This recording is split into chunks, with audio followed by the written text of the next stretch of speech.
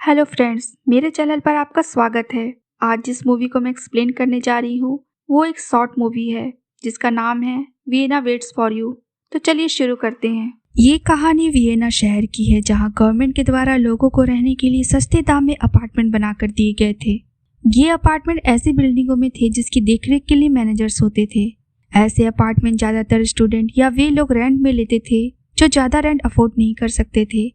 उन्हीं अपार्टमेंट में से एक पुराने अपार्टमेंट को दिखाया जाता है जिसमें एक ओल्ड लेडी को देखते हैं जो किसी से छुपकर अपने जैकेट से कपड़े के टुकड़ों से बनी रस्सी को निकालती है और रस्सी को बांधकर नीचे उतरने से पहले हंसते हुए सोफे को उंगली दिखाती है। पर बुढ़ापे की वजह से उसके हाथ से रस्सी छूट जाती है और वो नीचे गिरने लगती है। पर अचानक उसका पैर रस्सी में अटक जाता है और उसका नकली दांतों का सेट भी नीचे गिर जाता है।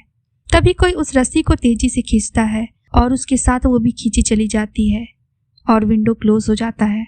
नेक्स्ट सीन में एना नाम की स्टूडेंट उसी पुराने अपार्टमेंट को देख रही थी जो 3 वीक पहले ही अपने बॉयफ्रेंड के साथ यहाँ के वियना यूनिवर्सिटी में पढ़ने आई थी और जो अपने लिए सस्ते में अपार्टमेंट देख रही थी।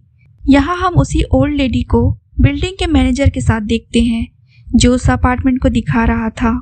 एना अपार्टमेंट को देखकर बोलती है कि इस रेंट में अपार्टमेंट तो ठीक है पर ये इतना सस्ता क्यों है। तब मैनेजर बताता है कि ये गवर्नमेंट का है और सब्सिडाइज्ड है। तब एना उस लेडी से पूछती है कि वो यहाँ से क्यों जाना चाहती है। तब वो लेडी उसे बताती है कि उसे वर्ल्ड टूर पर जाना है। सब कुछ देखने के बाद वो रेंट पर लेने के लिए राजी हो जाती है। तब मैनेजर तुरंत कॉन्ट्रैक्ट पेपर निकालता है। जब वो साइन करने लगती है तब उसका पेन नहीं चलता। तब वो ओल्ड लेडी तुरंत दूसरा पेन निकाल कर देती है। वो कॉन्ट्रैक्ट पेपर पर साइन कर देती है। जैसे ही कॉन्ट्रैक्ट पेपर साइन होता है तुरंत वो ओल्ड लेडी अपना ट्रैवलिंग बैग को उठाकर वहां से चली जाती है, जिसे देखकर एना को थोड़ी हैरानी होती है। पर फ्रेंड्स, इन सब चीज़ों में जो सबसे अजीब था वो उन दोनों का बिहेवियर था जिसे एना नोटिस में नहीं लेती। मतलब कौन मैनेजर अपनी जेब में कॉन्ट्रैक्ट पेपर लेके घूमता है और कौन ओल्ड लेडी अकेले वर्ल्ड टूर पर जाती है। खैर, अब जब उसको अपार्टमेंट की की मिल जाती है तब वो अपना सामान लेकर उस अपार्टमेंट में शिफ्ट होती है। तब वो रूम को देखकर सोचती है कि रूम तो पुराना है, बस इसे थोड़े रिनोवेशन की ज़रूरत है। वो दीवार को पेंट करती है, घर की साफ सफाई करती है, जितने भी पुराने डेकोरेशन आइटम थे उसे ले जाकर डस्टबिन में डालती है। पर थोड़ी देर में सब जगह धूल जमा हो जाता है। जिन चीज़ों को वो डस्टबिन में डाली थी वो वापस से उसी जगह पर लौट आते हैं और दीवार वापस से बदरंग हो जाती है और घर में रखे ताजे फल सड़ जाते हैं। अब वो वापस दीवार पेंट करती है, घर की साफ सफाई करती है, पुरानी चीज़ों को डस्टबिन में डालती है और ताजे फल को वापस रखती है। पर फिर से वापस धूल जम जाता है, फल सड़ जाते हैं और दीवार बदरंग हो जाते हैं। जब ये बार बार होने लगता है तो वो थक कर दीवार को पेंट करने की बजाय उसके वॉलपेपर को ही फाड़ देती है। वॉलपेपर फाड़ने के बाद उसे दूसरा वॉलपेपर मिलता है, उसे वो फाड़ देती है। फिर उसे तीसरा वॉलपेपर मिलता है। वो जब भी वॉलपेपर फाड़ती है उसे हर बार कोई ना कोई वॉलपेपर मिलता जाता है। अब वो थक कर सो जाती है, पर पता नहीं रात में कैसे लाइट चालू हो जाता है और रेडियो में पुराने गाने बजने लगते हैं। तब वो मिरर में अपने आप को देखती है। वो देखती है कि उसके चेहरे में कुछ ही घंटों में झुर्रियाँ पड़ गई है। वो अपार्टमेंट की की ले जाकर मैनेजर को देती है और उससे बोलती है कि इस अपार्टमेंट की दीवारों पर एस्बेस्टस है या ये वॉलपेपर ही रेडियो एक्टिव है। ये अपार्टमेंट उसे बीमार कर रहा है।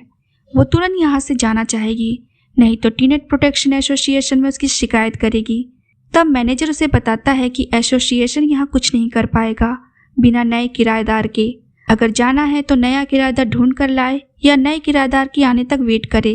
तब वो पूछती है कि ये नई बात कहाँ से आ गई। तब मैनेजर उसे कॉन्ट्रैक्ट पेपर मैग्नीफाइंग ग्लास से दिखाता है। तब वो इसे इल्लीगल बताती है, लेकिन मैनेजर बोलता है कि उसे इसके लिए कोई कोर्ट नहीं मिलेगा जो उसका केस ले, क्योंकि ये वियना है। तब वो डॉक्टर के पास जाती है और उसे पूरी बात बताती है और एक मेडिकल रिपोर्ट मांगती है ताकि वो बिल्डिंग के मैनेजर के खिलाफ कोर्ट में केस फाइल कर सके। तब डॉक्टर बोलती है कि उसकी उम्र की लेडी के लिए इस उम्र में रिंकल होना नॉर्मल है। वो उसे बताती है कि वो 25 की है। तब डॉक्टर उसका आईडी मांगती है। वो अपना आईडी निकाल कर देखती है तो पूरे आईडी में अजीब से काले निशान थे जिसमें उसका चेहरा पहचान में नहीं आ पा रहा था। तब वो वहां से होटल में रूम लेने जाती है। होटल वाला बिना आईडी के रूम देने से मना कर देता है। तब वो ज्यादा पैसे देकर रूम ले लेती है। सुबह जब सोकर उठती है तब देखती है कि उसकी उम्र रात भर में बहुत बढ़ गई है। उसके हाथ में झुर्रियाँ पड़ गई है, दांत भी टूट गया है। तब वो वापस उस बिल्डिंग के मैनेजर के पास आती है और उसे ये सब बताती है। तब मैनेजर उसे बताता है कि जितना उस अपार्टमेंट से दूर जाएगी ये और तेजी से होगा, क्योंकि इस अपार्टमेंट को अकेले रहना अच्छा नहीं लगता। इसलिए जितनी जल्दी नया किराएदार ढूंढ कर लाती है उतनी जल्दी उसे इस सब से छुटकारा मिल जाएगा। तब वो गुस्से में बोलती है कि मैं किसी और किराएदार को ये सब झेलने नहीं दूंगी। ये बोलकर वो वहां से चली जाती है। थोड़ी देर बाद मैनेजर कुछ सोचकर ऊपर भागता है, जहाँ एना उस अपार्टमेंट को आग लगाने की कोशिश करती है। वो बार बार माचिस से जलाने की कोशिश करती है, पर वो हर बार बुझ जाता था। अचानक एना का दम घुटने लगता है और वो गिर जाती है। तभी मैनेजर अंदर आता है और उसके मुंह से कपड़े का टुकड़ा निकालता है, उसे पीने को पानी देता है। तब वो उससे पूछती है कि ये सब क्या हो रहा है। तब वो उसे बताता है कि ये प्रोटोकॉल है और इसका पालन हर कीमत पर होना चाहिए। तब वो उसे कुछ फोटोज दिखाता है जिसमें सभी बूढ़े होते हैं। तब वो बताता है कि जब भी इस अपार्टमेंट को भूखा रखा गया तब ये और तेजी से आसपास के अपार्टमेंट के किराएदारों को बूढ़ा करता गया। तब इस बिल्डिंग की अथॉरिटी ने इस तरह का व्यवस्था किया कि हमेशा इस अपार्टमेंट में कोई ना कोई किराएदार रहना चाहिए ताकि इस अपार्टमेंट को शांत रखा जा सके। इसीलिए उसे जितनी जल्दी हो सके नया किराएदार ढूंढ लेना चाहिए, क्योंकि उसके पास समय कम है। अब वो अपने बॉयफ्रेंड डेनियल से मिलने जाती है। उसका बॉयफ्रेंड उसे नहीं पहचान पाता। तब वो एना का नाम लेती है। वो उसे एना की दादी समझता है। तभी एना डेनियल की नई गर्लफ्रेंड को देखती है। एना समझ जाती है कि उसका बॉयफ्रेंड अपनी लाइफ में मूव ऑन हो गया है। यहाँ बुढ़ापे की वजह से एना में अब ज्यादा एनर्जी नहीं बची थी। वो आकर सो जाती है। तब अपार्टमेंट अपने आप उसे पीने के लिए कॉफी और खाने के लिए कुकीज लाकर देता है, जिसे वो डस्टबिन में डाल देती है, पर कॉफी पी लेती है। अगले दिन वो और ज्यादा बूढ़ी हो गई थी। उसे चलने के लिए सहारे की जरूरत पड़ती थी। तब उसे अपने कलाई में कुछ चटकने की आवाज आने लगी। जब वो कलाई को देखती है तो उसमें उसका स्किन सूख जाता है, जिसे निकालने पर वहां धागा मिलता है, जिसे देखकर वो घबरा जाती है। अगले दिन मैनेजर उसे बताता है कि उसे 2 नए किराएदार मिल गए हैं। जब वो देखती है तो वो उसका एक्स बॉयफ्रेंड डेनियल और उसकी गर्लफ्रेंड रहती है।